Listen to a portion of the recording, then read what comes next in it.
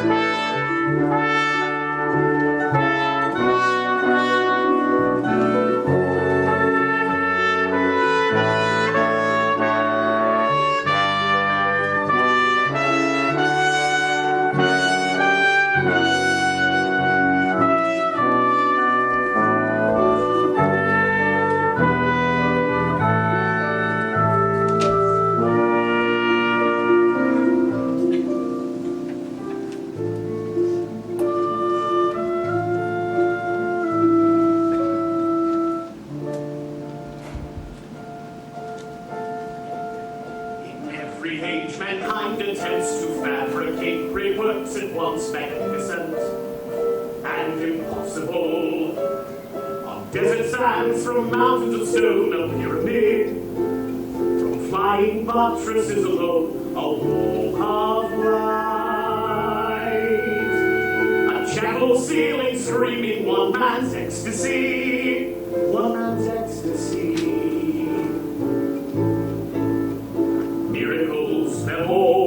China's endless wall, Stonehenge's the Parthenon and Momo, the aqueducts of Rome.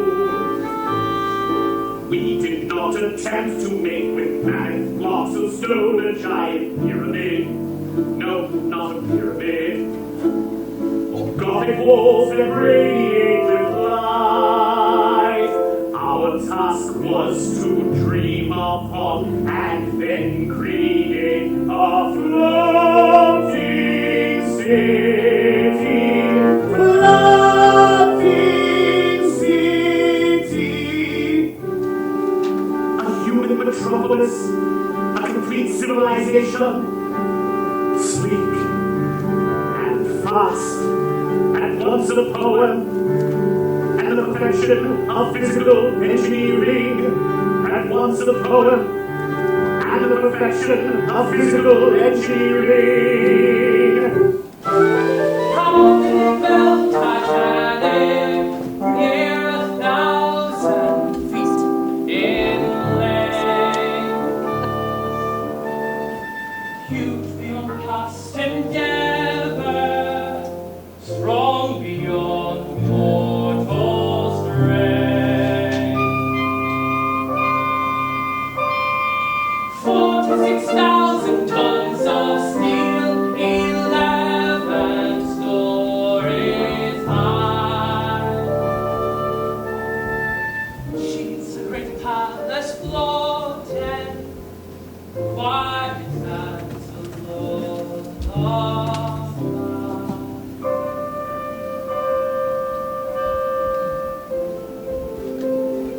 Farewell, my darling, I'll be back before a fortnight has passed.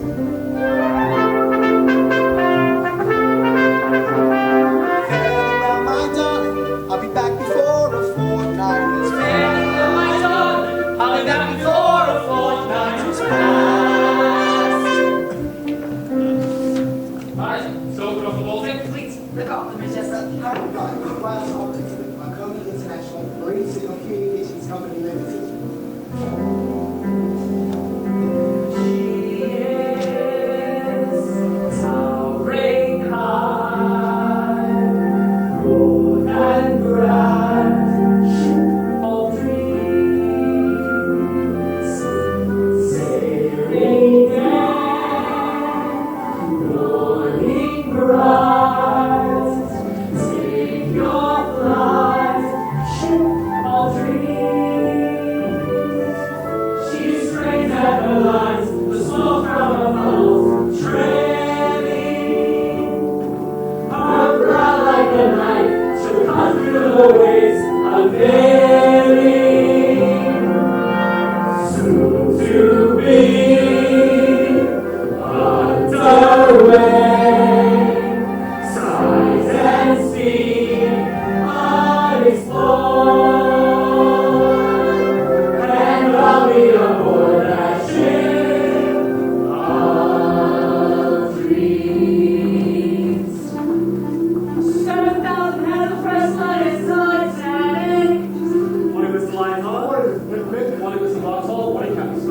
Morning, Captain. Morning, Captain. 36,000 oranges, side salad.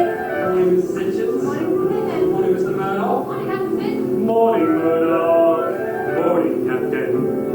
Mr. Bittman, please complete the loading of the brig to prepare for the boarding of the serving staff and crew. Aye, Captain. There she is, towering high, broad and grand, ship of dreams. 40,000 fresh eggs, high planets. Sailing day, morning rise, take your flight, ship of dreams.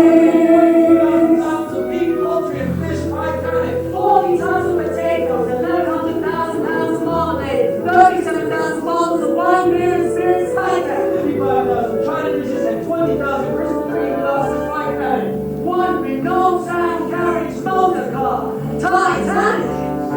Soon to be on their way, sight and see, unexplored, and I'll be aboard that ship of dreams. Captain Smith has never been a finer morning to sail. Never quite like this, Mr. Smith. Never quite like this, Mr. Andrews has the line, never had a faster ship for the mail. Not as fast as this, Mr. Inside. Never quite like this one, sir. The pride of mankind, dominion over the sea. The dream of progress, it brings great honor to me. The master and the builder, the owner of the largest moving object in the world. Mr. Pittman, begin loading the passengers. Third class passengers, proceed at once to the gangway. Please bring your boarding documents and wait for the Holy Mother of God! Is that a ship or a mountain? Looks like enough somebody's lost America. I'm Catherine McGowan, but everyone calls me Kate. I'm Kate too. Hey, Mom. I'm Kate Ray, Kate Martin. Oh, it must be great then. It's not Kate, it's Iris. I'm Kathleen Ross. It's not me. I'm like Feller. See that good looking one up ahead? I'm planning to marry him. When's that gonna be? Soon as I meet him. Let's be born, call out my name. To America we aim, to find a better life. We pray to make this trip, and all our children's children know that this day long ago we dreamt of them and came aboard this ship. For the maiden voyage, for the maiden voyage, here's all aboard.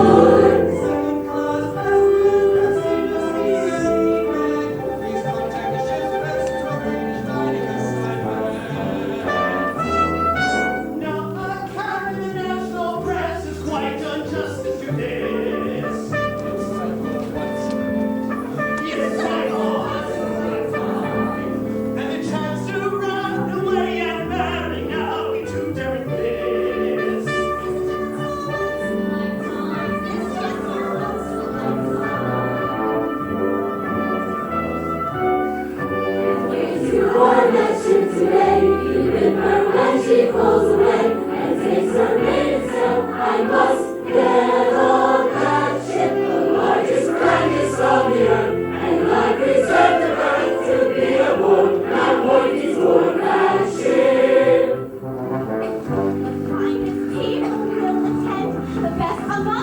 we'll be friends. They'll stand right next to us, me and my fingertips.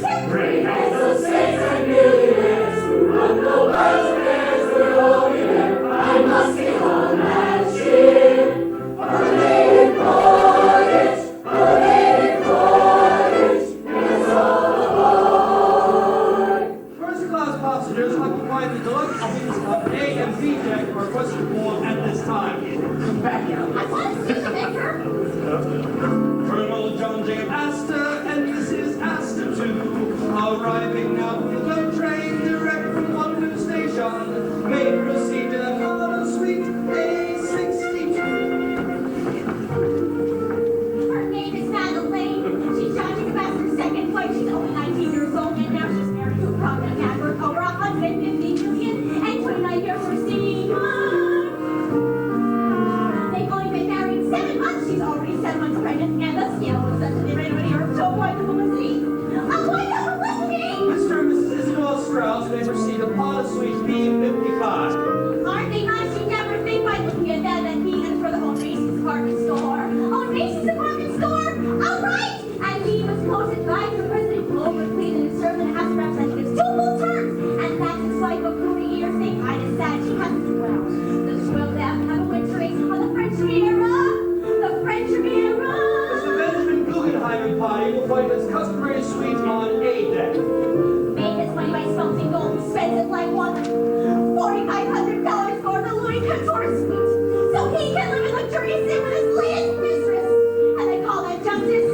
They call that justice. Mr. and Mrs. George Widener, Promenade Suite B51. He's the richest man in Philadelphia. Mr. and Mrs. John B. Than, family, Promenade Suite B58. Vice President of the Pennsylvania Railroad. Mrs. Charlotte Drake Cardoza, Suite B54. No one really knows who she is. Newspaper said she booked the most expensive suite on the ship and dropped the 14 steamer trucks on message check for personal pills and tea and more reasons. So she must be somebody. She must be somebody. Last call for boarding. This is the very last call for boarding. Let go the lines, raise up her colors and designs. Bring airborne casting up, and through the port we'll slip. These persons standing at the rail, let one great thought prevail, one single prayer. God bless this noble ship. On shore, look over shore. On shore, look over shore. I report this ship loaded and ready for sea. Lower the gangways, Mr. Pittman. Gangway stowed, Captain. Make fast the tubs. Tubs all fast, sir. Let go of the lines. Let go the stand lines, let go the bow lines, let go the aft strings. Tow her off, Mr. Pittman.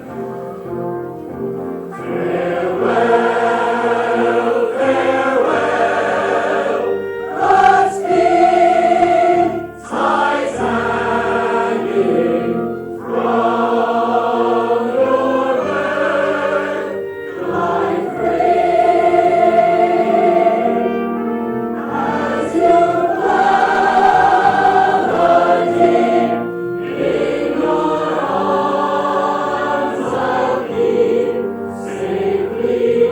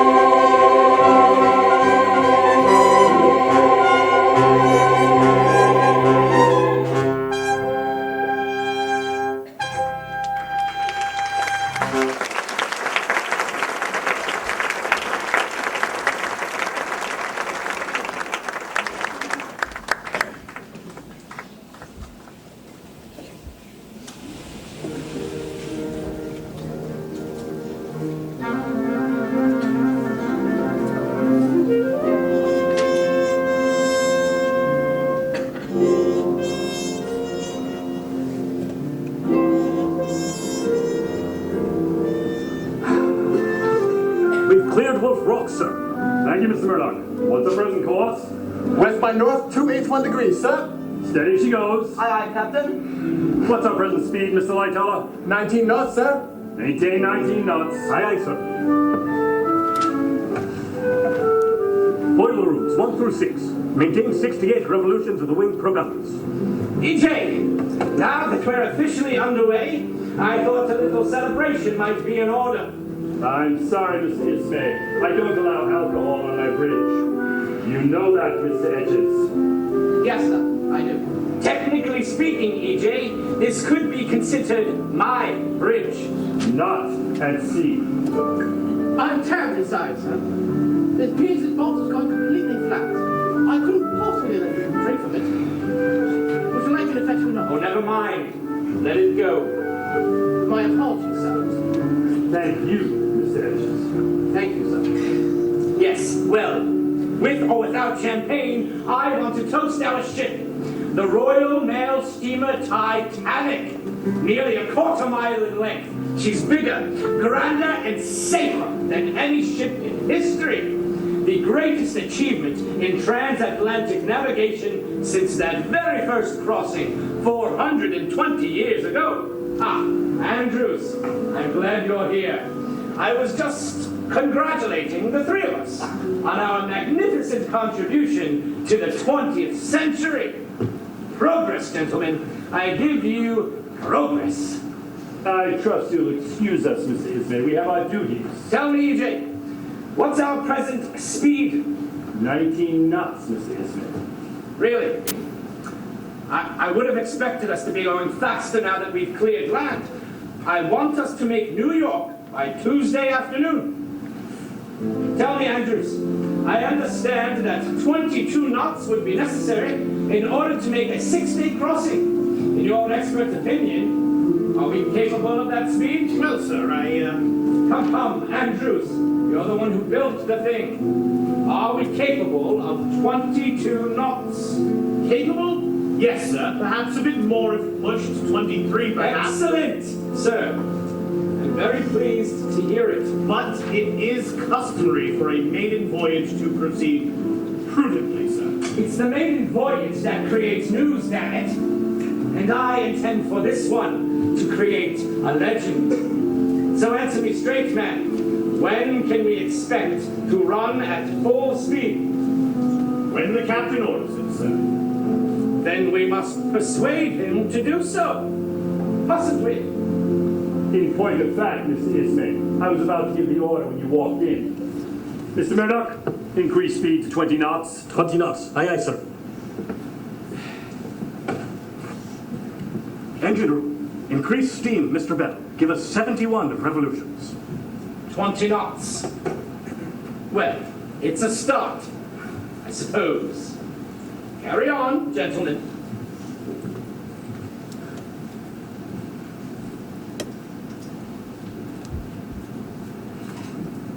Watch your compass, Mr. Boxall, you're drifting off course. Think so, sir? Don't argue with me, man. If I say you're drifting off course, you're bloody well drifting off course.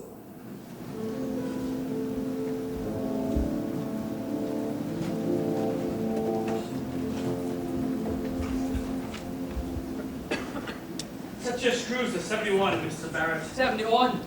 You asked me, Mr. Bell, to mind soon for 71. Captain orders, Mr. Barrett, if you've got no objections, that is. It's his ship, is it? 71 it shall be. But I'll speak plain, Mr. Bell. If she were my ship, I wouldn't have her speed increased too quickly. Just do as you're told, Mr. Barrett. She's sparkling clean, this newborn ship, with one all things clear. The orders they propose above will execute down here. We'll watch from here as up above, they'll catch your whiff of glory. This wondrous ship may be brand new, but it's a same old story.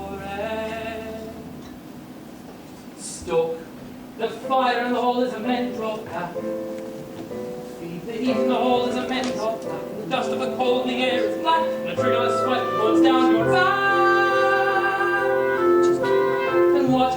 boys from the Midlands to win here.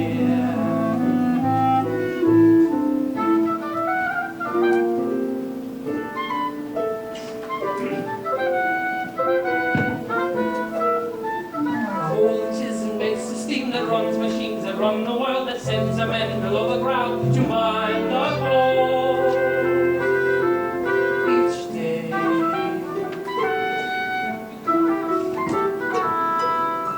From Leicestershire and Nottingham's lads who work down in the pit knew if you got above the ground you'd save your soul somewhere. Get out of the pit and westward I knew I could run and ship out to sea and there my new life was begun.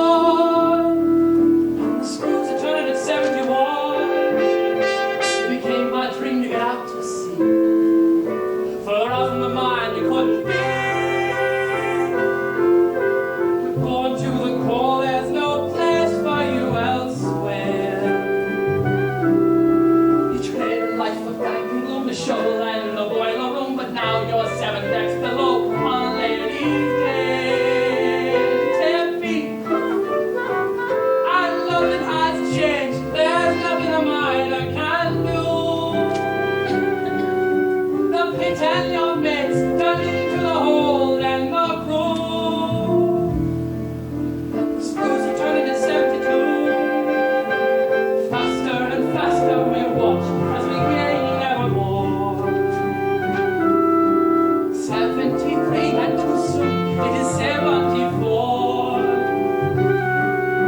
For a record speed I believe we strive. On the main ship that's too hard to drive. If you push it faster than 75,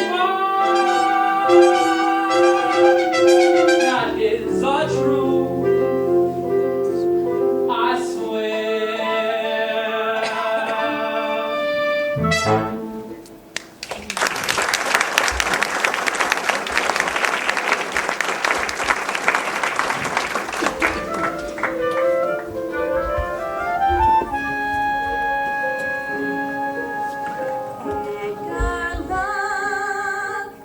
Right in there.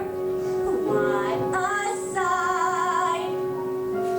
The first class dining saloon. Salon. Come on, Alice. We want to get the hell to our old saloon. Language taker. Did you get a good look at John Ticketmaster? He looks exactly like his picture. So do you, Alice. Edgar, this is so exciting. Almost every famous millionaire's on this ship. And just think, we'll be rubbing elbow with them. How impressed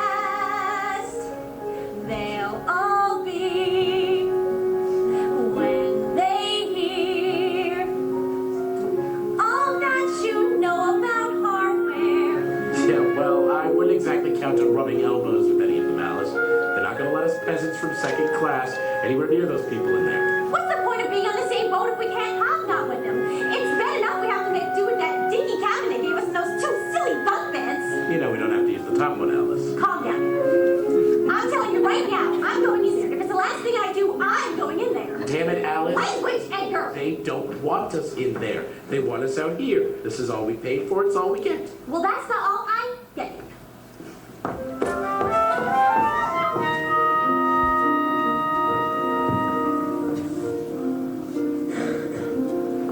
Charles looked down through the glass.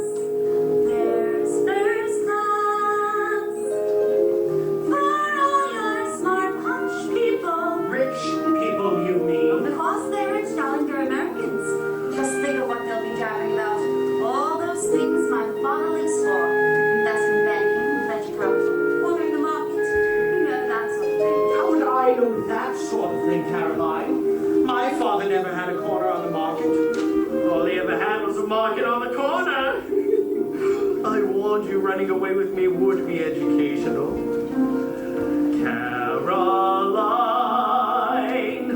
aren't you thrilled?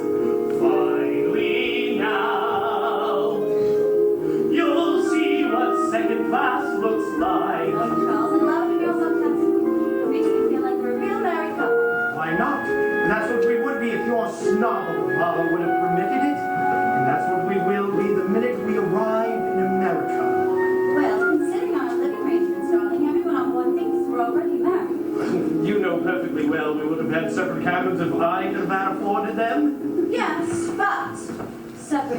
cabins would have meant separate bed straws. Well, we had to make do with what we had, didn't we? You, don't suppose we'll burn in hell for it, do you? Stop worrying, darling. In America, it's not a sin at all. What? What isn't? Saving money.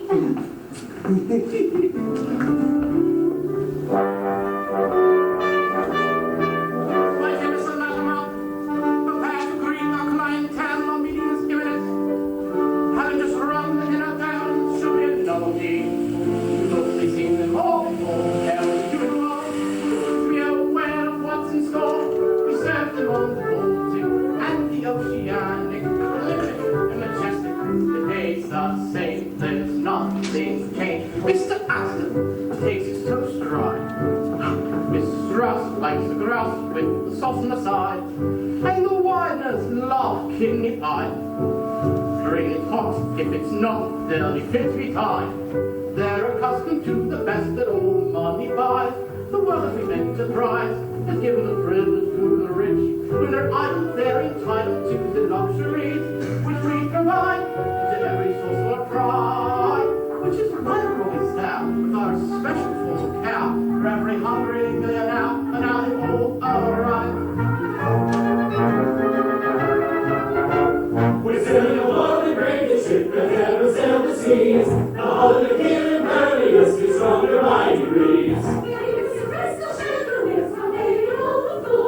The ceiling is Jacobean, nothing more the world adores.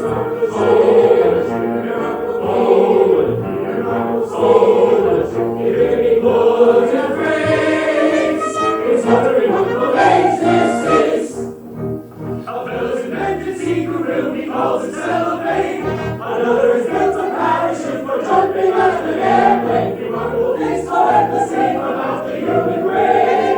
Indeed, and what a remarkable age this is. The captain's still risky. Here we see the elite whom we happily serve. Here they dine on fine French cuisine. It's the creme de la creme, exclusive preserve.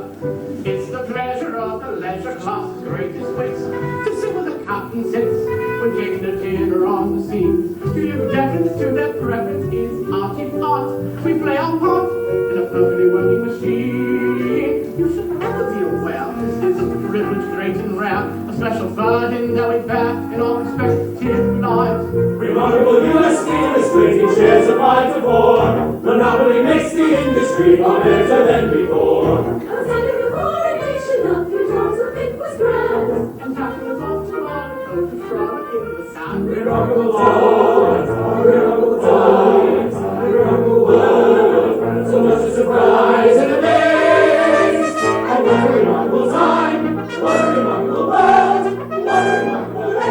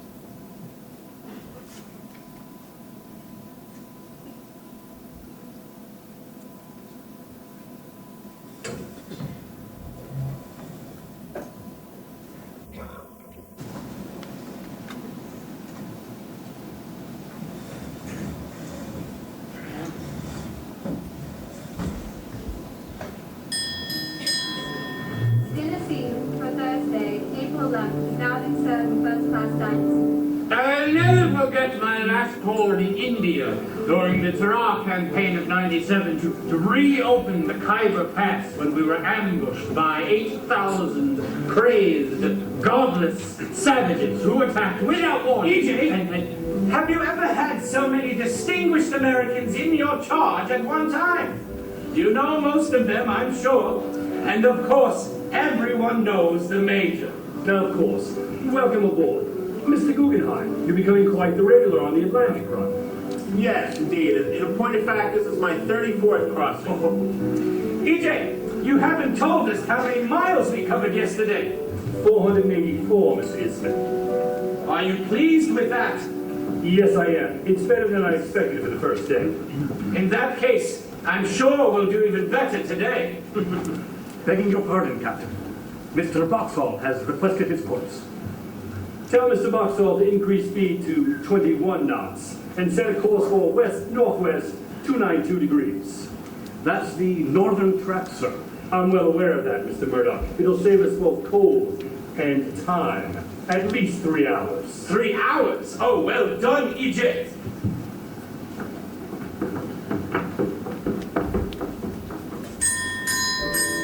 The dinner seating for Friday, April 12th, is now being served in first-class diners list. I believe I told you about my forced march to the Sudan in the winter of '85 to relieve the attack on Chinese Gordon by the Mahdi and 6,000 of his crazed, godless savages who came down with their spears and... EJ, we're all quite anxious to know yesterday's mileage. 519, Mr. Ismay. Much better. I'm sorry to disturb you here, Captain. Who the blazes are you? Second wireless operator Brad, sir, with the Marconi International Marine Signal and Radio Telegraphy Communications Company Limited. What do you want, Mr. Bride? Message, sir. From the first line of Rappahannock, 40s and Paradise. To report an iceberg, sir. Thank you, Mr. Bride. I can read. Right. I mean, aye, sir.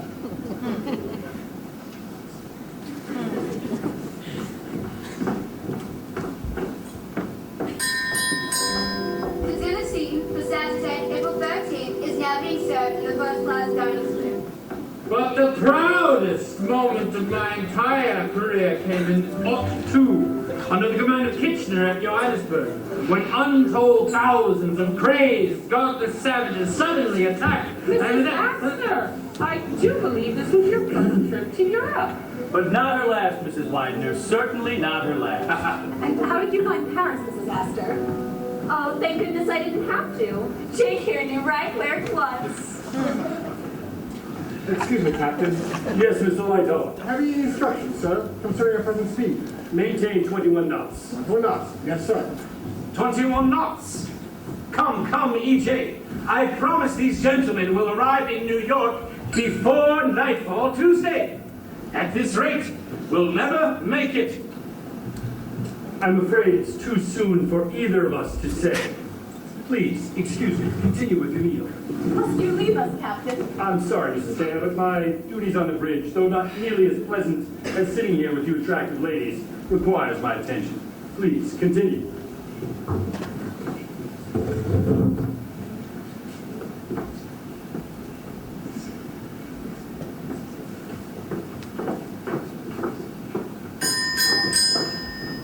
Sweets and afternoon liqueur are now being served in the Cafe Greece.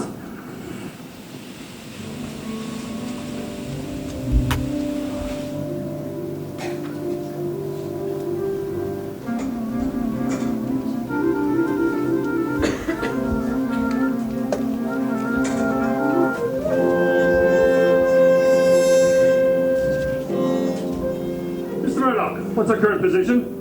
Latitude 4235 north, longitude 4550 west, Captain. And the current water temperature? Last check down 5 degrees to 34 degrees Fahrenheit, sir. Another communication, Captain. Ice warning from the Caronia. Another one? They've spotted a large berg at 4150 north by 4952 west, sir. Plot the position with the other reports we've received. It's directly on our current course, sir. Not to worry. At least 600 miles off. Still, Not to worry. We'll keep a sharp eye out, eh? And, Mr. Murdoch, increase speed to 22 knots. 22, Captain. Yes. Let's do everything we can to avoid bringing Mr. Ismay to the bridge again. Yes, sir. Engine room. Increase speed to 78 revolutions of the wing propellers. If I'm not mistaken, Mr. Murdoch, you qualified for your ship's master's papers when you were only 25. Youngest man in the line's history. Yet here you are, still without your own ship. What are you waiting for, Mr. Murdoch? Master of a ship carries a heavy responsibility, Captain. Every single minute of every single day. I'm just not certain I'm up to it, sir. A ship's captain must be certain of everything, even when he's not. And I'm as certain of that as I am that this is my final crossing. Captain? After 43 years, I informed the line of my desire to retire. But they asked me to stay on for this maiden voyage. My wife was disappointed, but what could you do? Take over, Mr. Murdoch.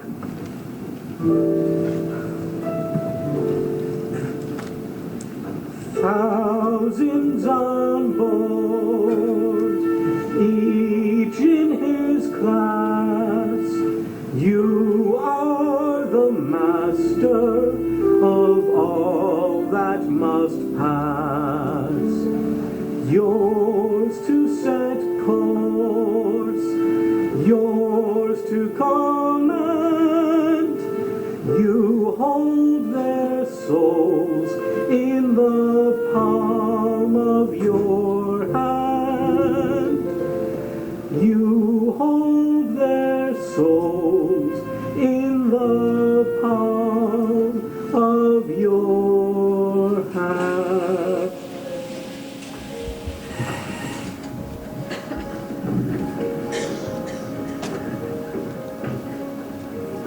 Third-class passengers are reminded not to take food belonging to your cabin. What's the reason for that then? It encourages the rats. Oh, they got rats on a brand new ship. They're the first of all. Well, they're open to help part of my share. Sure, the entire family could live a week just with a really big plate. And all of it for free. Free? Are you nothing? Then why do you suppose they charge us every bit of 60 shillings for our passage? What do I need with all this fine cloth and electrical light? Well, Jim Farrell, I'm going to have fine cloth, electrical light, and a whole lot more when I get to America, including my own personal bathtub. I'm going to rise straight to the top, I will. Just like Creed. I will be a proper person. People will look up to me. Not a girl that girl and Gavin, hating my God breathes. I aspire to heights of glory in the new world that can be. In that grand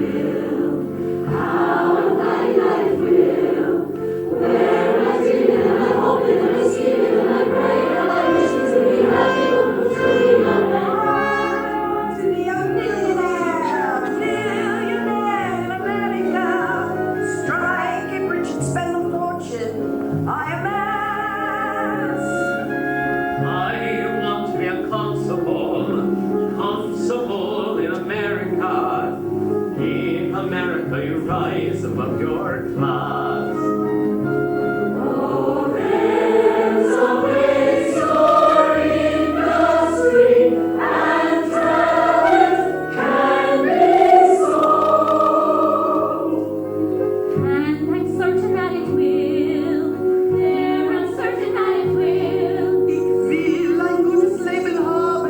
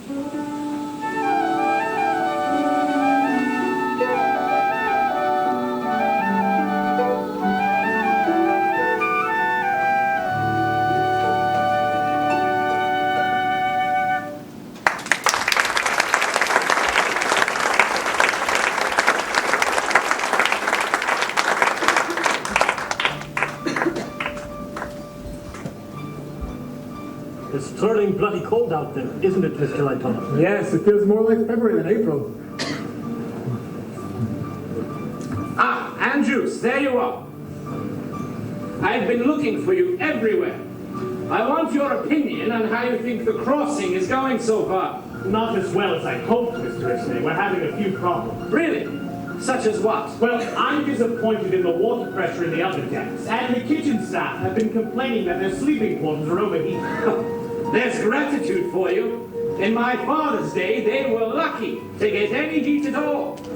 Now tell me, Andrews, are you satisfied with our present speed? I think so, sir. Well, I don't mind telling you that I am very disappointed. The sea is calm and the weather's fair. Why aren't we going faster? We're doing 22 knots, Mr. Ismay. That's faster than any White Star ship has ever managed. Tell me, Andrews, you chaps over at Holland and Wolff built the Cunard ship too. Was Titanic intentionally designed to run slower? I really must protest the implications, sir. When your father ran the line, he demanded safety and comfort above speed. Cunard may get their passengers there a bit faster, yes. But White Star gives them a far better ride. It's a new world, Andrews. These days, people want speed above everything else. Americans would gladly lose their dinner over the rail if it meant arriving in New York a day sooner. Mr. Ismay, is there something that you wanted, sir? EJ, I was just wondering if you could now predict with any certainty our arriving in New York by Tuesday afternoon. I can only say that it is possible, sir. Possible? But it's imperative that if we have to stand off until Wednesday morning, our return home to England will be delayed a full 24 hours. Titanic must be known as a 6-day ship, EJ. Even the bloody Krauts can do it. And if second-rate tubs like Deutschland and Kaiser Wilhelm can turn around in a fortnight, then so, by God, shall we! I'm sure we will do everything we can, Mr. Ismay. Splendid. That's all one can ask, isn't it?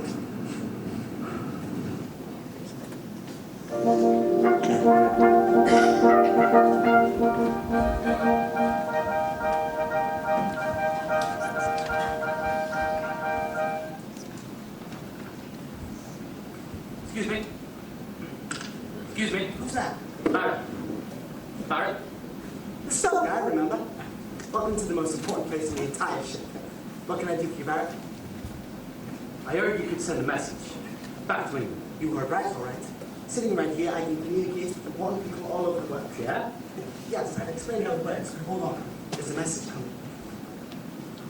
Iceberg one. From the Baltic. Well, that's your old ship. Yeah. You can see I'm awfully busy, Barry, so what is it you want? Can the captain know about that iceberg, man? Not to worry. I already sent some half dozen warnings just like it. If you ask me, they don't know what the bloody hell they're doing up there. Excuse my French. It's like we say in the telegraphy business.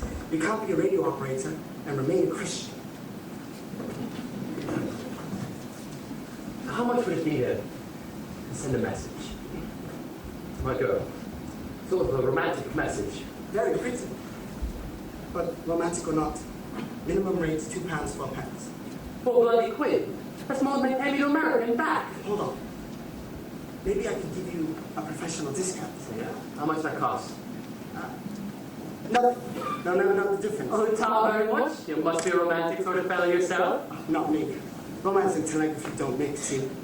How can you communicate with only one person when you've got the entire world talking to you? I'll need her name and address. Darlene Watkins, Millsthorpe, Nottinghamshire. What's that you doing? Darlene Watkins, Millsthorpe, Nottinghamshire. So what's the rest of it? I don't know. Well, that's just the right thing. Darlene's funny, you see, she said if I wouldn't take it serious, she'd know someone else who would. And I'm not back for 2 weeks yet, so I might as well come out with it. I'll be coming back to you, darling, back to your daughter and there. Mind me when I return, darling, and until that day, my love, take care.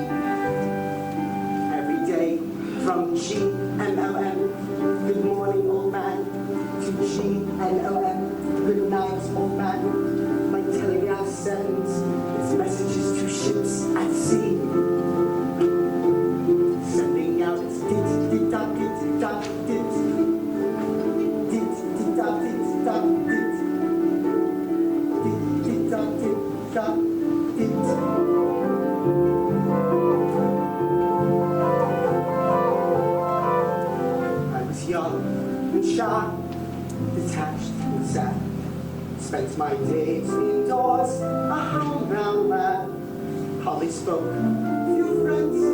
I kept myself to myself, quite alone.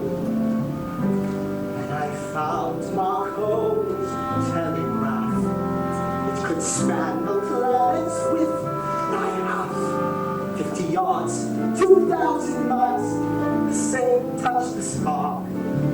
Sound a tone, and the night was alive with 1,000 voices fighting to be heard, and each and every one of them connected to me, and my life came alive with 1,000 voices tapping out each word, like 1,000 people joined.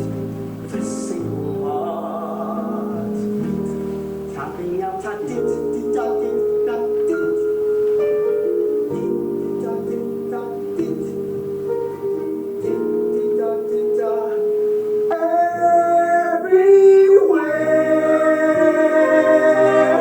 Marry me, and the one who watches all watch over thee.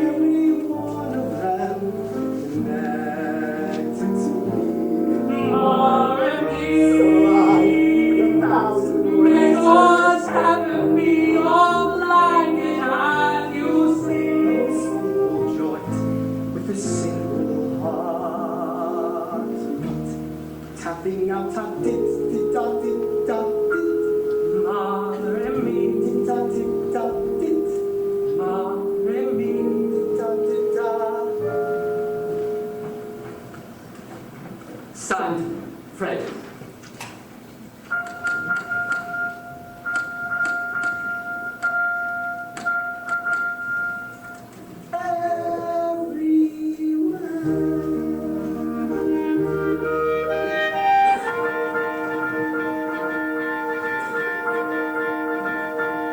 Message received.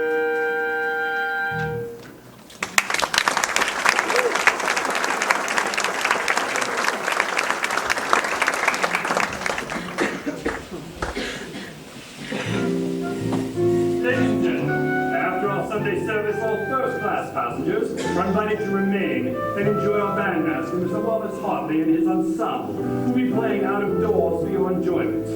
And now we will conclude our service with hymn number 27, God Lift Me Up. God lift me up in mighty waters, keep my eyes on things above. Righteousness be my atonement, peace and everlasting love. Everyone up and out, follow the band, shout, isn't it a lovely day? Yes. Watching all the ladies' Parisian fashions on display. You must know these things are in and never lie. It's a musical treat here, I believe. Oh, How do you do, my friend? So good to see you once more. How long since we first met? Has it been 3 days before? It seems like so much longer than a little weekend drag. on the ship by ourselves and the stories that Well, I love the cool of the breeze, the rhythm of song in your knees. Promenade kids along at your ease, like a feather in the air. He's not the anthem and chill, when he gets together, runs a thrill. He's riding out there still, and he quiet the air. Everyone is risen with emotion, dancing and colored by the ocean. Moving to the rhythm of the ladies. Come on and dance with me,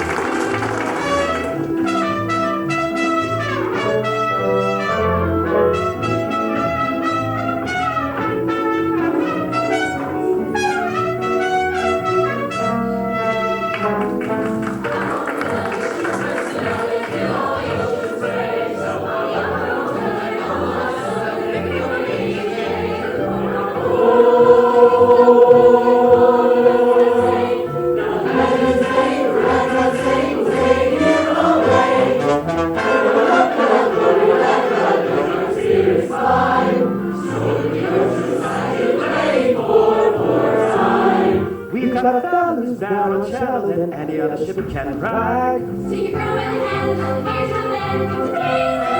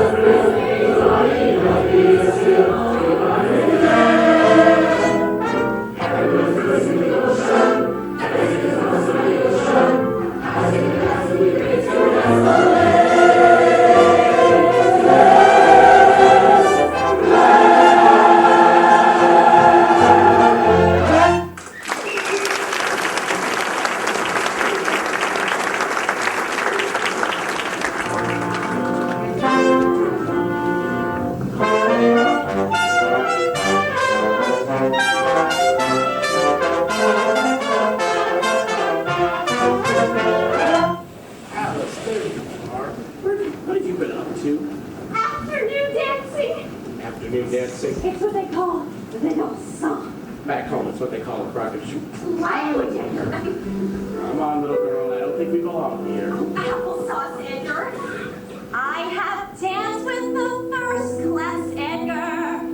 It was oh such a dream come true. That class isn't for our kind, Alice. That won't do. Haven't you noticed, Edgar? These days, nobody's any better than anybody else. Take the Whiners of Philadelphia. I used to write an essay to them, Edgar. They have this extremely handsome son, Harry, the Harvard man. I tell you the God's honest truth, Edgar. I let that boy marry our Lucy in a second. Well, that's half the battle. You can make fun of all you want, Edgar, but I want more out of life in Indianapolis, Indiana. But that's why I arranged this trip, to show you the world. I don't want to see the world. There are too many other places I'd rather see first. There are hotels on islands, Edgar. Great resorts near a sandy beach. That's a world that's beyond our income and our reach. That's because you've always been satisfied with one dinky little hardware store instead of branching out. How do you think those millionaires got their millions, Edgar? Why don't you just calm down, Alice, and enjoy what we have?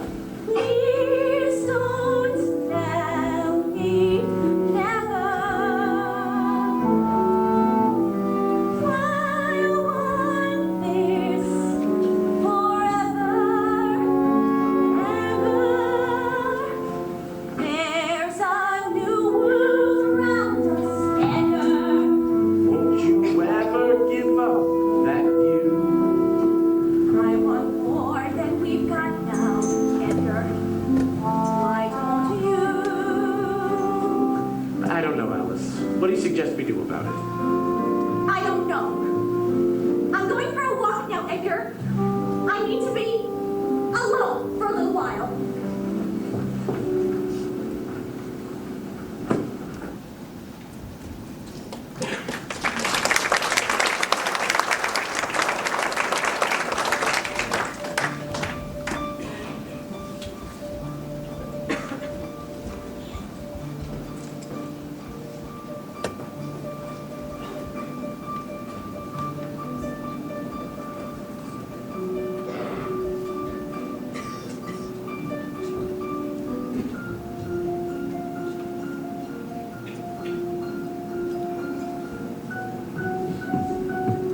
Three bells, Mr. Murdoch. Thank you, Mr. Lightoff.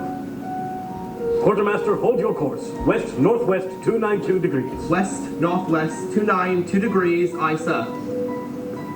Mr. Murdoch, what's our present speed? Steady at 22 knots, sir. Have there been any reports of any mechanical difficulties since reaching that speed? No, sir, none at all. Very good. Increase speed to 23 knots. Captain, another ice warning, sir. The Misawa reports a large berg of 42 degrees north. 42 degrees. That's in complete agreement with almost all the other reports, except for this one, the French line of La Touraine, 41. That's a great deal closer. How do you explain the difference? It must be an error in communication, Captain. The radio.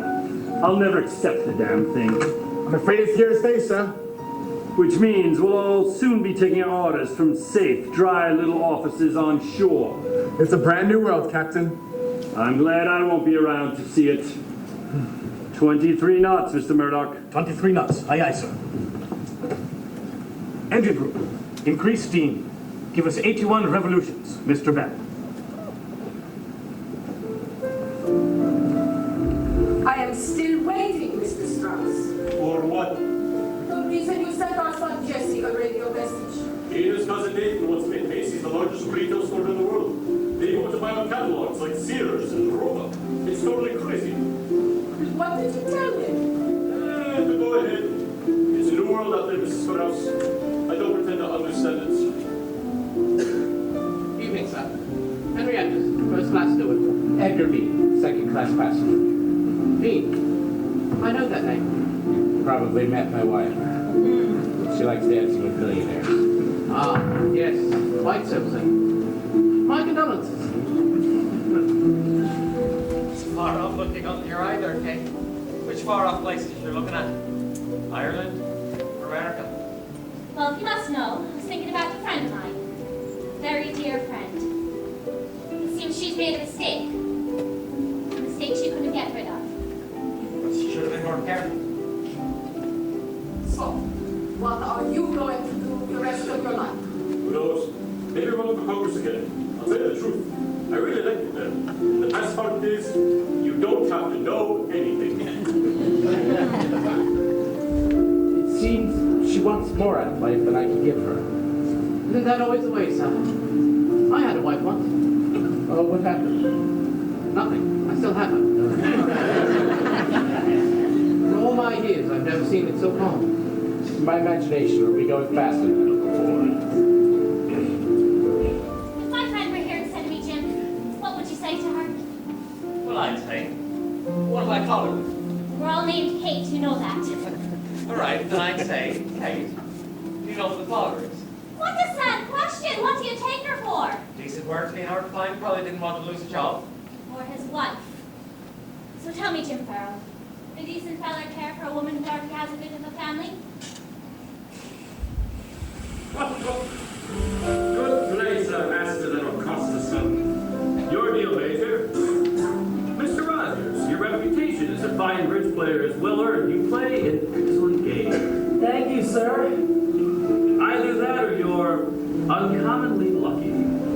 Bridge isn't a game of chance, Mr. Astor. Reminds me of the time I was playing bridge with Lord Raglan in the Crimean campaign when out of nowhere we were attacked by 2,000 crazy godless savages! You know, I have it on very good authority. There are gamblers on board. Card shoppers who travel back and forth across the Atlantic.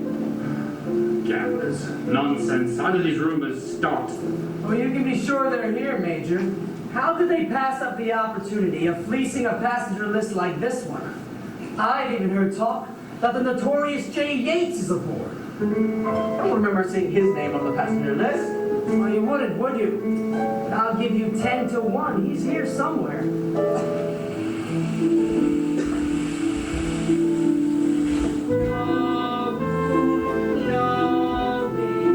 Nothing to spy things by. No wave moves well, no line where sea meets sky. Stillness, darkness, can't see all things, says I. No reflection, not a shadow, not but thinking of light meets the eye. Go sailing, sailing, ever westward on the sea. We go sailing, sailing, ever on the wing. It's a beautiful night, Mr. Strauss. Even though there's no moon, looking for the stars, can you find the Big Dipper? The Big Dipper. I can hardly find our own stateroom. Every time I go for a walk, finding my way back is an adventure. Maybe you should try breadcrumbs. Can you feel how cold it's getting, Mrs. Strauss? All in the past couple of hours. Would you like me to get your first stole? What? And maybe never see you again? No, thank you. I'd rather freeze. Mighty Bob the King. Not now that you've got your arm around me. What's mine? Don't. Oh, you're a funny one, Kate McCallum. Funny, thanks very much. Well, because you come right out with what you want. And you find that funny, do you? What kind of girl do you think I am? You think I need to be told what I want? Life's too short for that, dear boy-o. The weather's quite changed, Mr. Lightoller. Yes, sir, it's turned very cold. Only 1 degree above freezing. Ocean temperature's down to 31 degrees, Captain. Warn the ship's carpenter to check on our supply of fresh water, and tell the engine room to check on the steam winches. Aye, aye, sir. There's not much wind, is there? No, sir, it appears to be a flat calm. We go sailing. How calm it is, smooth as polished glass, on the open sea, feel the bite in the air.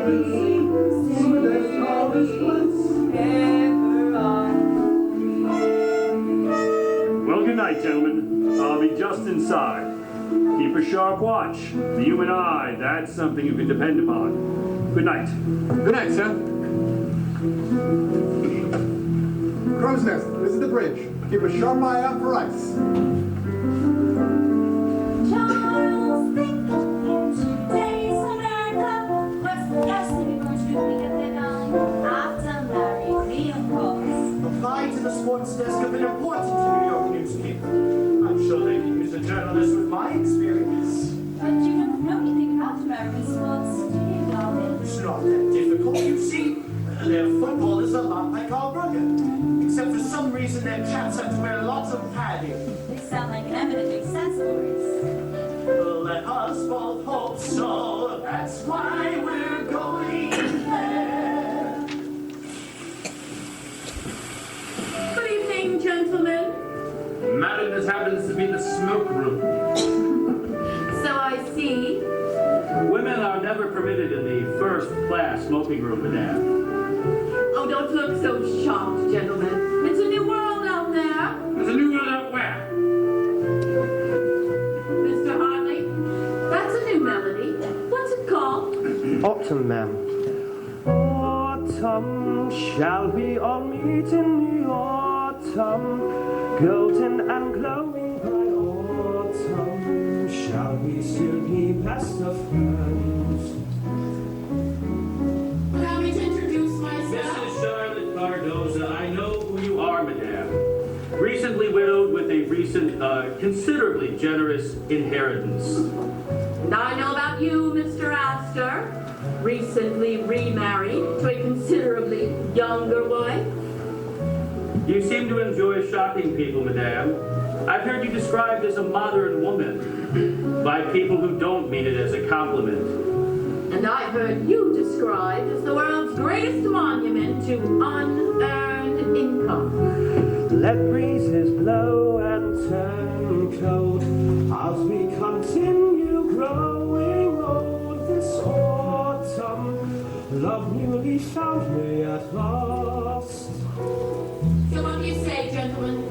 I happen to play an excellent game of auction bridge. May I join you? Madam, where is your sense of occasion? I understand you just lost your husband.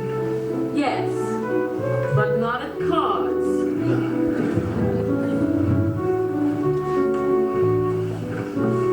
And another thing, gentlemen, would you mind putting out those dreadful cigars? What a modest thing are you going to say to me next, Kate McGowan? I'm going to say, Jim Farrell, will you marry me? For the love of God, Kate. Look, I know it's the word we're going to, but we haven't gotten there yet. You leave nothing for the man to say. You could say yes.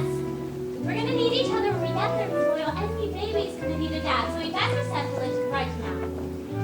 Will you say yes then? Might as well. Don't figure you'll take no for an answer. What? Aren't you going to throw me down and kiss me? Ahead we plow into the dark early night and see the bow and to search with only starlight. Oh, shall we go in the old silent glory and growing by old day? Shall we still sing us of friends, still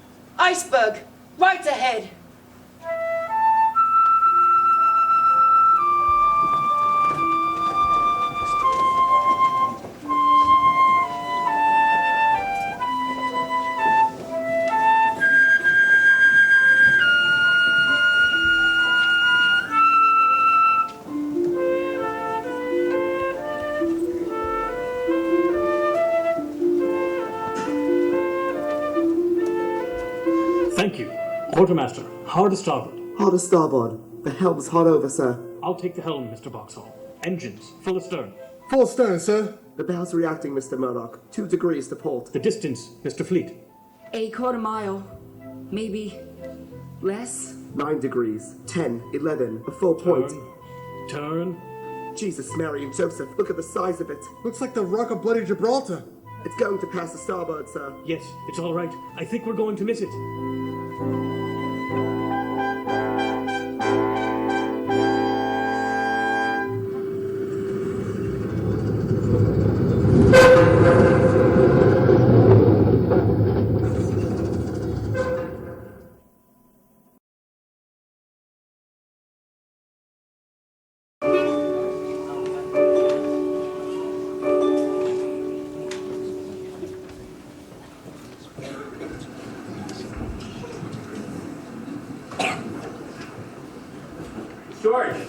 George, are you there? Wake up, George. Who's there? Benjamin. What's the matter? It's nearly midnight. George, do you hear anything? Hear anything? No, nothing. That's the point. The engines have stopped. Stop? By God, I think you're right. Wake up! Wake up! Wake up! Wake up! Mr. Etches, why have the engines stopped? I don't know, Mr. Guggenheim. I don't suppose it's anything much. Mr. Etches, is something wrong? I don't know, madame. Just following orders. Wake up! Wake up! We're glancing below the water line on the starboard side. How bad is it then? I don't know yet. All stations, damage reports. The exact moment of contact was 11:40 p.m. One of us should enter in the log. If we only grazed it, then it couldn't be that bad. And there's nothing to worry about, is there? Report, Mr. Murdoch. We've struck an iceberg, sir. Starboard side. We don't know the extent of the damage yet, but they've taken the liberty of rousing the passengers. I want them up on deck and in their life preservers. At the very least, we can have a drill. We've never had one of those before, have we? Wake up! Wake up. Wake up! George, look what I found. There must be a ton of it on deck. Oh, be a good chap there, John. Chip me off a piece for my drink. Ladies and gentlemen, the captain would appreciate if you'd all proceed to the Grand Salon. And please strike warmly. There's water in boiler rooms 4, 5, and 6. And 6 is up to their knees already. Close all watertight doors and activate the emergency pumps. Then tell the ship's carpenter to sound out the whole ship. Already done, sir. Our position, Mr. Murdoch. Mr. Murdoch, our position. Longitude 41 degrees north, 44 minutes north. Latitude 50 degrees, 24 minutes west, sir. Inform the radio room. For God's sakes, Mr. Murdoch, let go of the helm. We're dead in the water. I'm sorry, sir. Second class passengers, proceed to the first class salon. Please bring your life preservers and await further instructions. Stewardesses, why has the ship stopped? I understand an iceberg has scratched up some of her new paint and the captain's want to go on until she's fixed it. Good as new. Well, I think I'll go back to my cabin and finish my book. I'm afraid you'll have to go to the first class Grand Salon, madam. Right away. Captain's orders. Come on, Alice. This is your chance to mingle with the swells. Oh, please bring the life preservers. There's no time to lose. I can't go up there looking like this. I need to fix my face. Oh, the boat will be fixed before that, Alice. EJ, why have we stopped? I want an immediate explanation. We've hit an iceberg, Mr. Ismay. Well, that was pretty damned careless, wasn't it? We're trying to assess the damage, sir. Damage? What damage? There's water coming into the boiler rooms, but we've closed the watertight doors, and I'm certain everything is under control. Then I trust you'll have us underway as soon as possible. Mr. Andrews is conducting an inspection of the entire ship. If you'll just be patient, you'll get his report as soon as possible. In the meantime, Captain, I see no need to alarm the passengers. Third class passengers, forward after the well deck. Please bring your life preservers and await further instructions. What is it? What's going on? There was this terrible scraping noise and then we just stopped. What are we supposed to do now? I'll go up and have a look. You'll wait right here. like you're told. Now, back to your rooms, princess.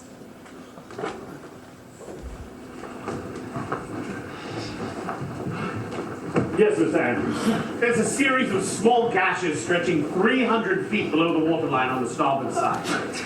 There's water in the forepeak, in the number 1, 2, and 3 holds, in the mailroom, and in 3 of the boiler rooms. In all, 6 of her 16 compartments have been breached. But that's all right. You assured us those compartments are watertight. She was designed to stay afloat with any 3 of her compartments flooded. Possibly even 4. But certainly not 6. Andrews, what are you saying? Titanic is sinking, Mr. Ismay. Nonsense! God himself could not sink this ship. How long has she got, Mr. Andrews? An hour and a half. 2 at most.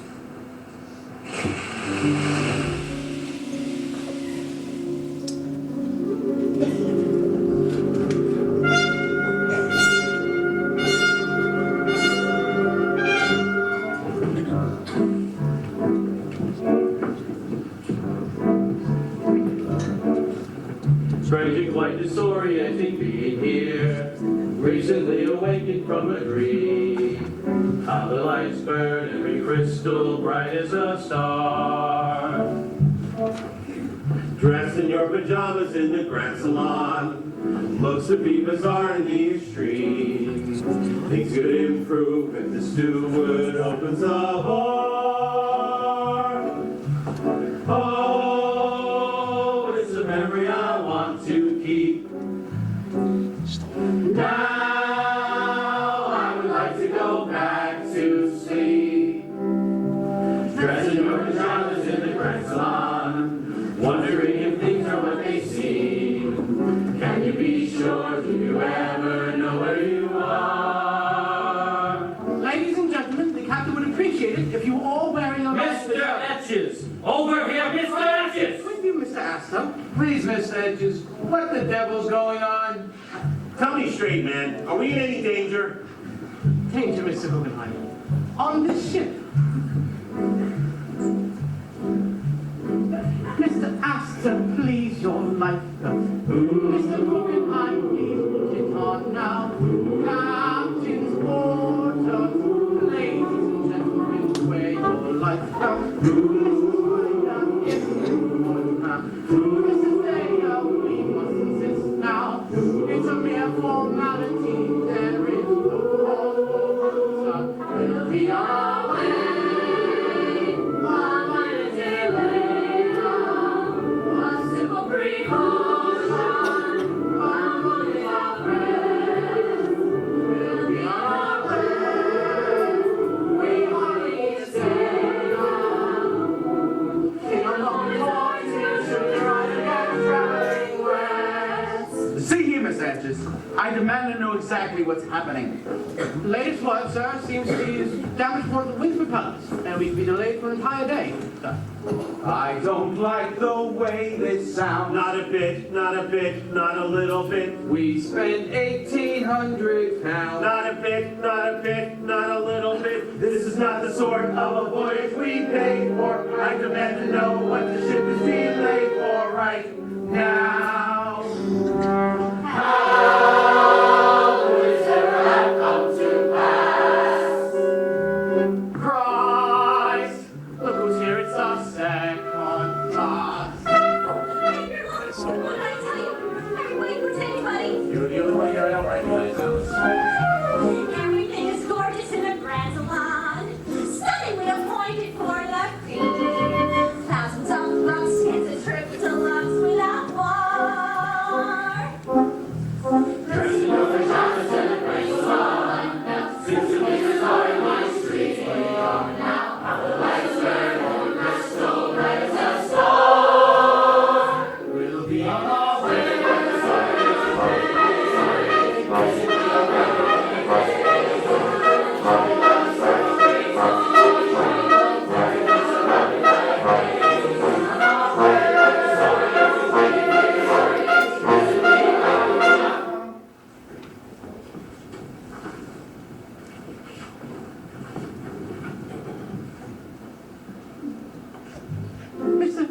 Please, upstairs now.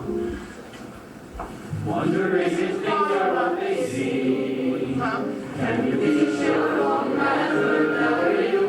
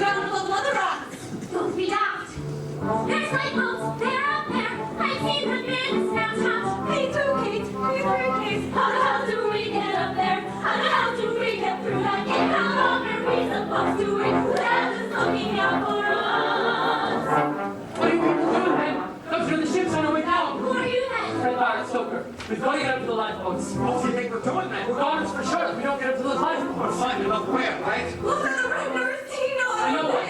I spoke up to the radio the other night. Didn't get caught neither. How can such a terrible thing happen to such a marvelous ship? Some marvelous ship! Hurry up before we all drown. Wait and see. We're gonna end up having to swim to America.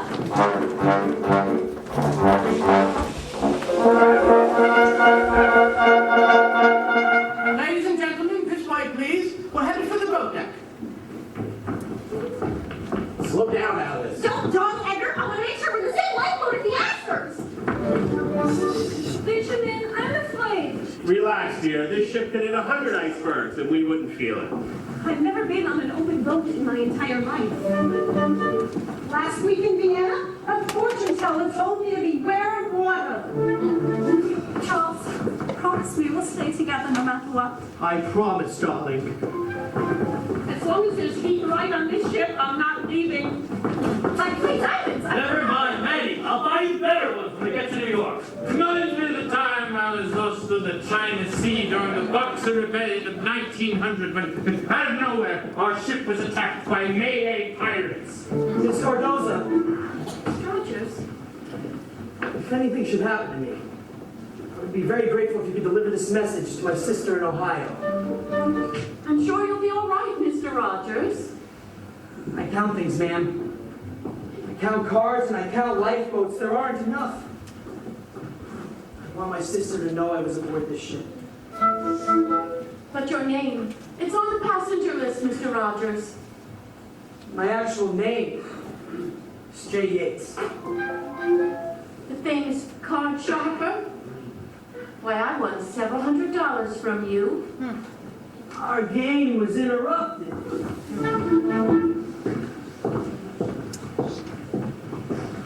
Captain. Yes, Miss Andrews. Captain, I'm sure it hasn't escaped your notice, sir, that there are in excess of 2,200 souls aboard this ship. I'm well aware of that, Miss Andrews. And space for less than 1,000 in the lifeboats. I didn't design this ship, Mr. Andrews. And I didn't instruct management on the number of boats. Evidently, 20 boats was enough for the line. How many boats would we have needed to save every man, woman, and child on board? 54. But the line felt that anything over 20 would take away too much deck space from the first-class passengers. And that means that well over half of us are going to die in approximately 90 minutes. Not if another ship arrives. You know one. I'm on my way to find out now. Captain, all first and second class passengers are proceeding to the boat deck as ordered. The third class is being assembled below the well deck, awaiting instructions. Captain, I don't believe the passengers and crew fully comprehend their predicament. You'll have to tell them, of course. Tell them what, Mr. Andrews? That well over 1,200 of them are already dead? I think not. There'd be a general panic. They'd kill each other to survive. Captain, awaiting instructions. What? I want you up on deck taking care of loading the boats. But the third-class passenger... Then it's none of your concern, Mr. Lightoller. Carry on. Yes, sir. Are you taking it upon yourself to decide who lives and who dies? I will remind you that while you are the captain, you are not hired to play God. Then let it be God who decides. It would appear as if God is already leaning toward the first class. How so? They are closest to the lifeboats, aren't they? Then maybe he'll even the score by sending us a ship.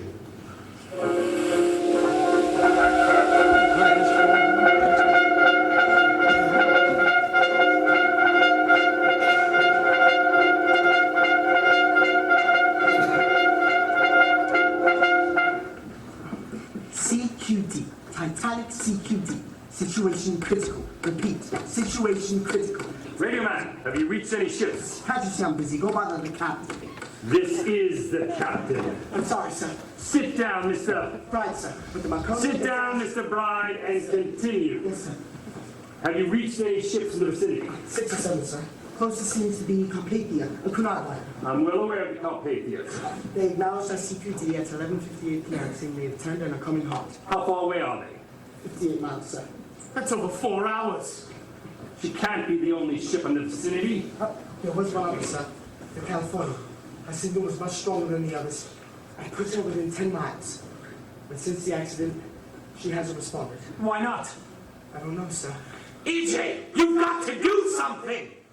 What would you like us to do, Mr. Ismay? We need another ship here immediately. Unfortunately, the nearest ship is 4 hours away. 4 hours? We'll be on the bottom by then. What about the Californian? You said she was nearby. I'm sure she is, sir, but still no response. Why not? You must demand a response. Those small ships carry only one radio man, sir. He must have signed off and gone to bed. Well, keep trying for God's sake. There's a new distress call. SOS. It's hardly ever been used yet, but it's much easier to read than the CPD. And I thought... Try anything, Mr. Bride. You must rouse that ship. SOS. Titanic SOS. Situation critical. Repeat. Situation critical. Come in, California. Where are you, old man? Why the hell won't you answer? Surely something can be done to help us. Thousands on board, trusting and warm, roused from their sleep, sent up above, unsinkable ship. What is she now? What is she now? Possibly she won't go down. Possibly she'll stay afloat. Possibly all this will come to an end on a positive note. Not unless the ship could fly. Not unless we all sprout wings. Honestly, sir, I have built her from scratch, and I know certain things. If you know so much, why didn't you know to prevent this? What's to become of us all now that Providence sent this? This is your job, Mr. Andrews. You have done us in. Where's her leak-proof bulkhead? Where's her double skin? That's your job. If someone must take the blame, it is you. You. Innocent fool, held in a care, living their lives, dreaming their dreams, dreaming their dreams. Possibly a ship will come. Possibly we'll all be saved. Damn it, sir, listen, we're hemorrhaging fast. It's a hull that's being staved. Couldn't you design it right? Whoever heard of steel that rips? Ismay, I'm just in the business of building. It's God who sinks ships. There stands the captain who sailed us straight in to disaster. Oh, now it's the captain's turn, pray, who urged him to go faster. Well, then thank you, Mr. Ismay, for your contribution. Now please pray for some miraculous solution. Your timing is perfect. Now help us, please, if you can. Who called for speed and to break every record? Who had to keep all the millionaires happy? How dare you, Smith? I will not stand here indicted. Who ignored warnings of icebergs when sighted? Who sir refused to extend up the bulkhead? You, sir, to give the first class bigger stateroom! And who undermined the position of captain? And who took a course too far north for the season? And who kept insisting we land ever sooner? And who should have ousted the Lord of Antarctica? Who did it? Who did it? Who did it? Who did it? Who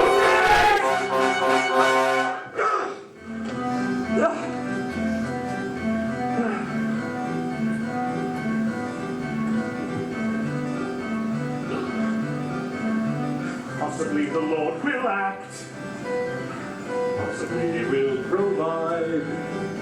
and indicate how our unthinkable fate can be somehow denied. Somehow denied. Your work, no one else's. My doing, no one else's. There's only one captain, and I was in charge. This is my ship, no one else's.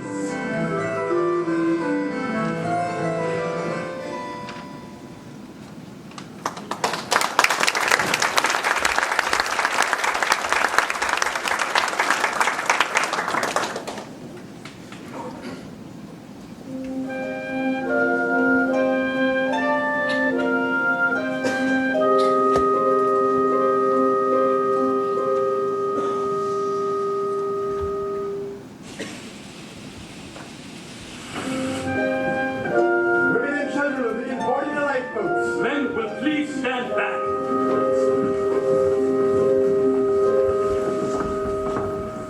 You and I are heading in the lifeboat. Father will be staying here a while. It will be like rowing in the serpentine.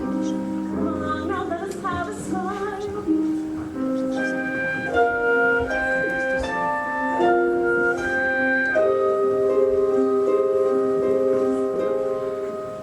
Go with mother now into the lifeboat. But he didn't say, I'll be fine. Collect you boats tomorrow morning. With this beloved son of mine. Madam sent us way into the lifeboat. Mr. Sam, I always take a place. No, I will not go before the younger men. You must go now. What about you? Please, I'm telling you to get into the boat. I refuse. Refuse? How can you refuse? After 40 years, you cannot refuse. I'm sorry, Isidore. But after 40 years, how can I leave you now? Because you must be saved.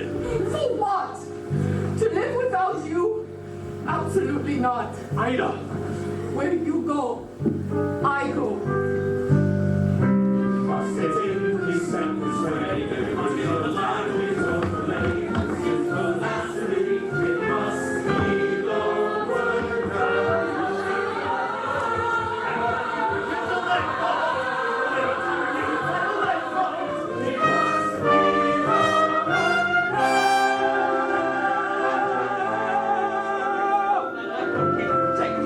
I'm not going without you, Jim. I don't want to be a widow before her bride.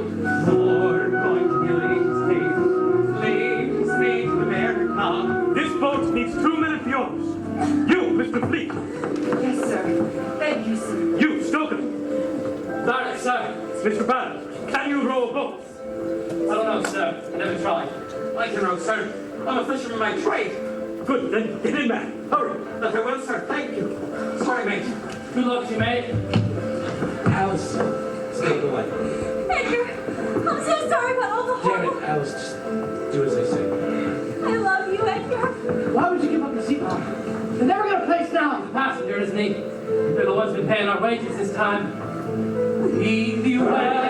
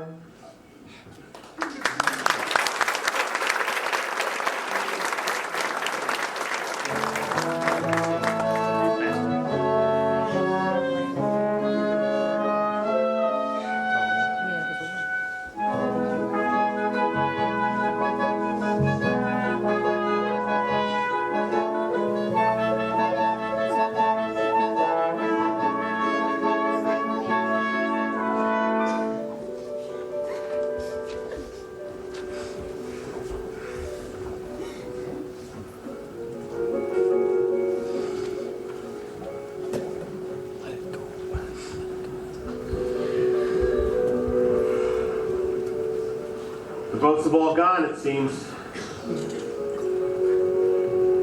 I can still see my wife. I told her I'd collect her in the morning. It was the only thing you could do. Mine actually believed it. Of course, she's only 19.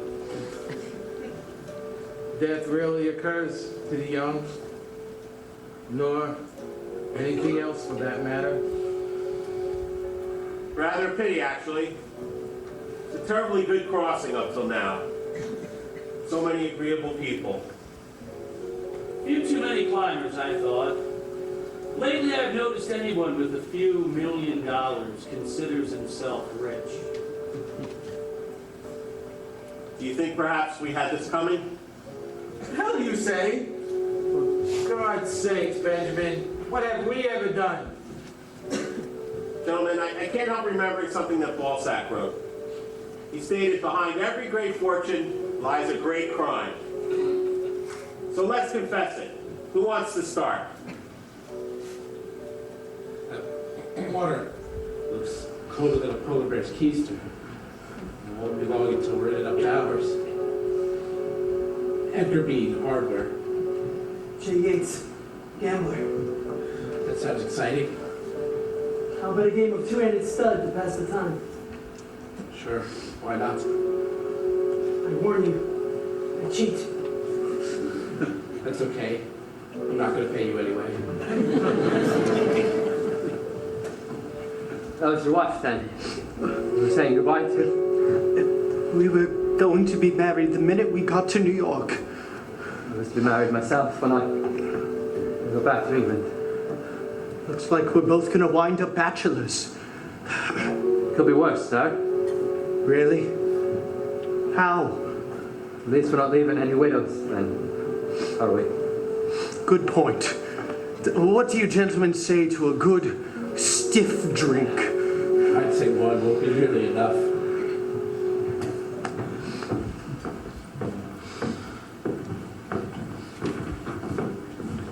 All 20 lifeboats have been successfully launched, Captain. Thank you. You have a remarkably cheerful disposition. How old are you? 14, sir. I was a cabin boy when I was 14. What are you called? Edward, sir. Me too.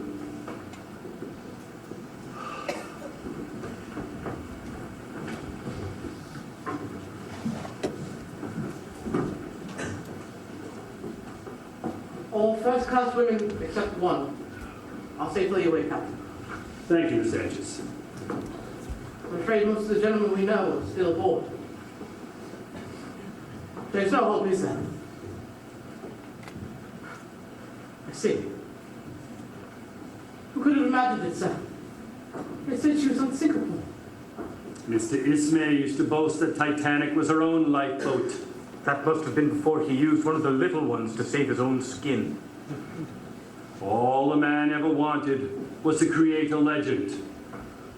Well, now, by God, he's got one. Captain, I want you to know that I take full responsibility. I was the writing officer on the bridge at the time of... Had I been a fitmaster, I'd have rammed the iceberg head on. We'd have split the bow, perhaps lost a few lives, but the ship would have survived. I'm sure you did what you thought was right at the time. You expected more of me, sir. You had every right. But your expectations were misplaced.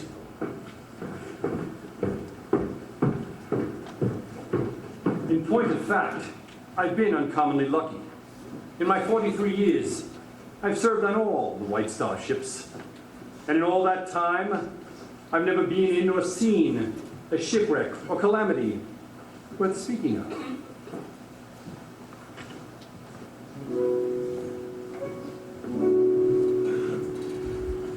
Thousands on board, each in his class. You are the master of all that must pass. Yours to set course, yours to command. You hold our souls in the palm of your hand. You hold our souls in the palm of your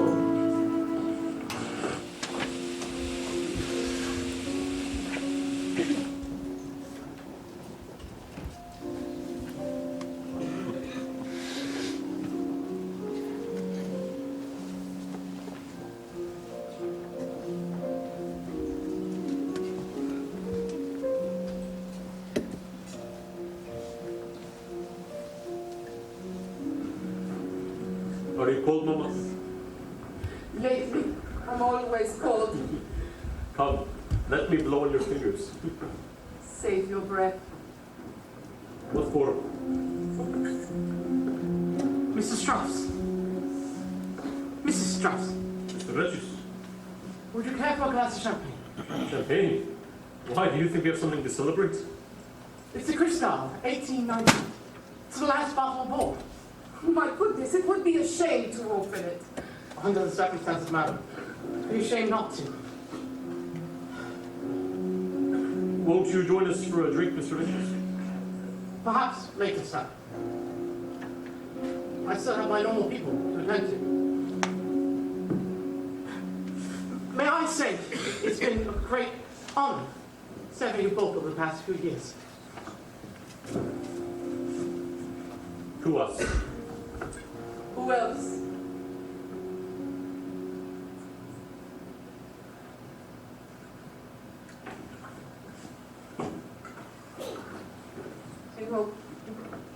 You're still a pretty good-looking fellow. But I would have to be to keep a wife as beautiful as you.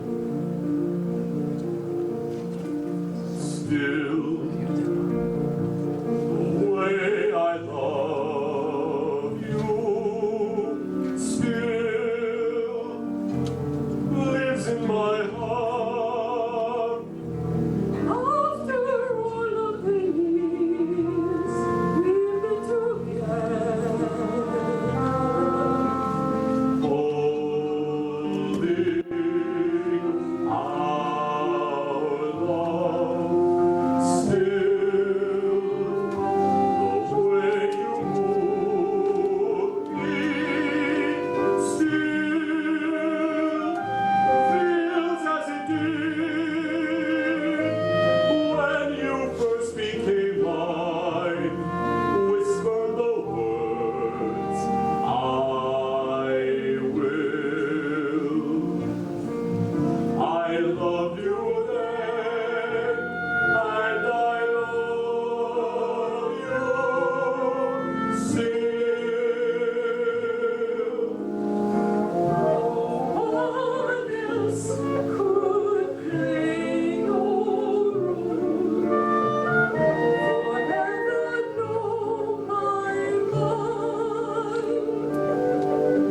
True companion of my soul, I won't turn from you. I learn from still. Fortune's changes still. Always we've known that the promise we made kept us as one and will. I love you then, and I love you.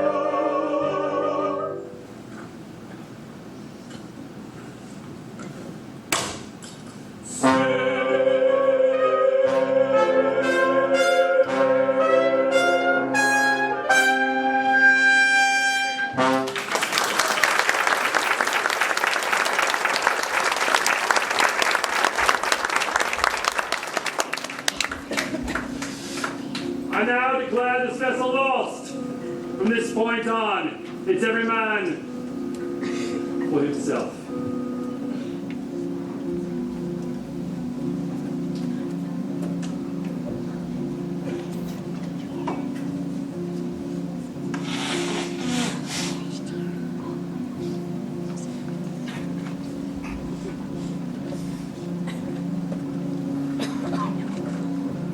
Just a cursory look at the blueprints here show the weaknesses that we have missed.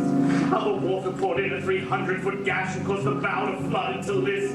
Then it filled to the top and separate watertight compartments began to overflow. Because the walls in between the compartments are too low. She's only sinking because these bulkheads stop the deck too low. But here's a thought. Take a line and extend up the walls to the brink. It's just a small redesign. But when it's done, I know she can't sink. Like this. Like this. Like this. And like this.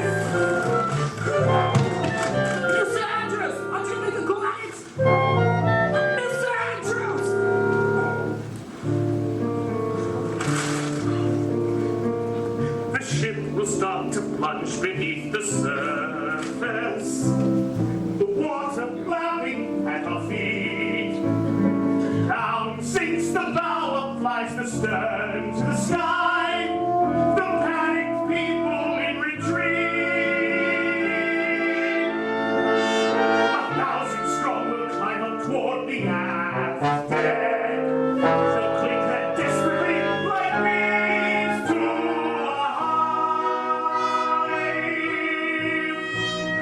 There, they'll hold fast, doomed to the last, lost and abandoned and all still alive. A few of them will hang there from the railings, as one by one they'll drop away. More than 250 feet they will fall, and after that I cannot say. I will not say. The resting swarms will overrun the boat's deck. They'll lose all sense of right and wrong. It will be every man for himself, all right. The weak rowing with all the strong. First class and third and second will be nothing. And sheer humanity alone will prevail. One single class, free, harsh, and crass.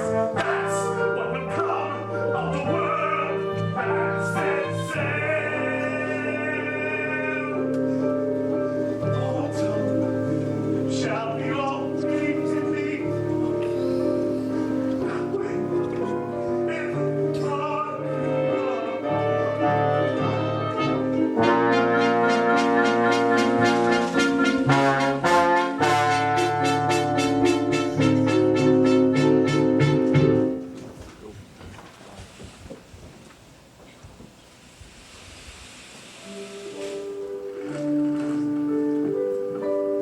One moment she was there, the next she was gone. Over 1,000 poor souls were left floundering in the icy water. We wanted to go back for them, of course. To pick them up. But they had swamped us, and no one would have survived. The sound they made was deafening. Like there was an entire football stadium out there in the dark somewhere. And then, after half an hour, it just stopped. I'm ashamed to say I was relieved. I'll hear those voices the rest of my life. Why shouldn't I have taken a place on the lifeboat? It would have gone empty. There were more than 450 empty seats in the lifeboat. It was so very cold. The women, they were all so very brave, all alone, in the dark, in the middle of the ocean. If only I had seen that iceberg before it was too late. If only they hadn't kept increasing the speed. If only the Californian had heard my call. I stayed with the key till the end. It could have saved every man, woman, and child aboard. We were only 95 miles from dry land. When dawn came, we could see ice everywhere. It was all bathed in pink, and hundreds of deck chairs floating in the water. And all those poor women and children in the third class who never even made it to the lifeboats. All 50 bellboys, none more than 15 years old, went to their deaths without a whimper. And the musicians, they kept on playing Autumn to the very end.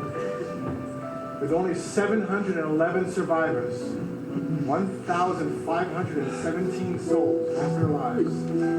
Including the man I called my husband.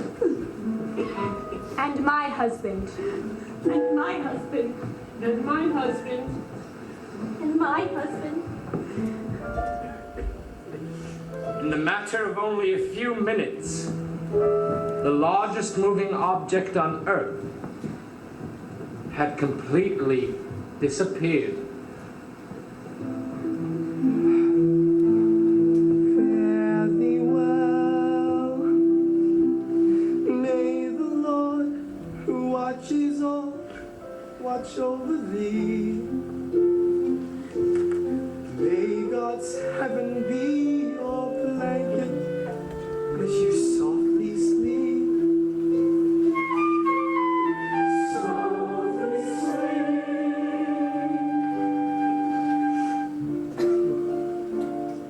In every age mankind attempts to fabricate great works at once magnificent and impossible. On desert sands from mountains of stone, a pyramid. From flying buttresses alone, a wall of light.